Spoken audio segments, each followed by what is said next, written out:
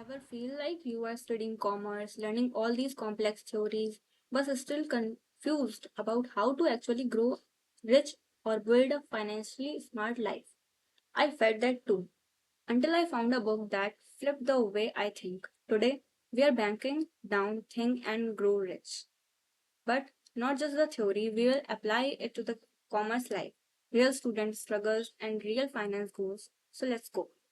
Here we have broken this book in the chapters. So first, find your definite purpose.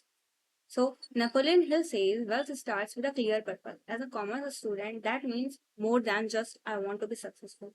Say this instead, I want to become a financial advisor, build a client base, and start earning 1 lakh per month by 2027.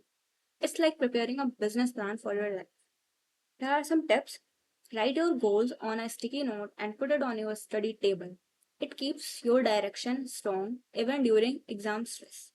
And it provides you the goal for what you have to hustle, for what you have to educate yourself. And the chapter 2 is auto suggestion and money habits.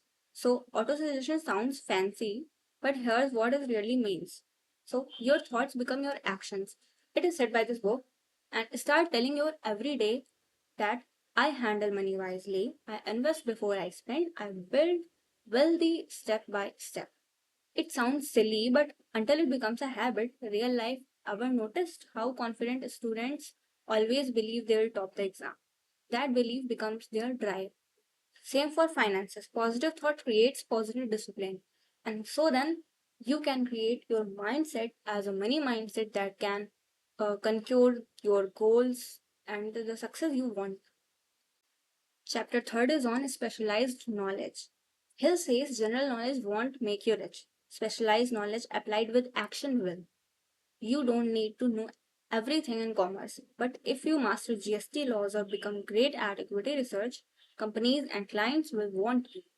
Example: your friend who's crazy about crypto now gives workshops and earns from it. That's specialized knowledge in action. Don't chase every topic, go deep in one and monetize it smartly. And chapter 4 is about the mastermind principle. Success isn't solo. Hill introduces the mastermind group, a circle of minds that uplift each other. Build your own. Get 2 or 3 commerce buddies. Solve mock papers, share internship links, teach each other, and make each other skillful. And in real life, one of my friends formed a peer group to practice case studies together. Each of them aced interviews and even built a mini startup later. Surrounded by yourself and your beautiful friends that doesn't drain you but train you. And chapter 5 is about persistence and real failures. So if you will fail, he'll failed. Yes, he'll failed multiple times before success. And so will you. Missed an exam cut off, screwed up a group presentation, felt like dropping out. Don't persist. I will suggest that you should quit to quit. मतलब छोड़ने को ही छोड़ दो, because it's the one who practicing accounting entries 10 times or pitch 5 clients before one says yes that grow rich. Real story. I knew someone who failed twice in C intermediate. Today they run a tax consultancy with 300 plus clients. I can't suggest the name, or I can't reveal that, but you are the one who can think of that. And pain is part of the profit. Here we say that pain is a part of life. Pain can't be denied, but pain can create you the person you want to be. And chapter 7 is about faith, finance, and the commerce mindset. So, his biggest lesson is simple: believe and then act. In commerce, we learn finance as a subject, but what if you saw it as a way of life? Every spending decision becomes a financial decision.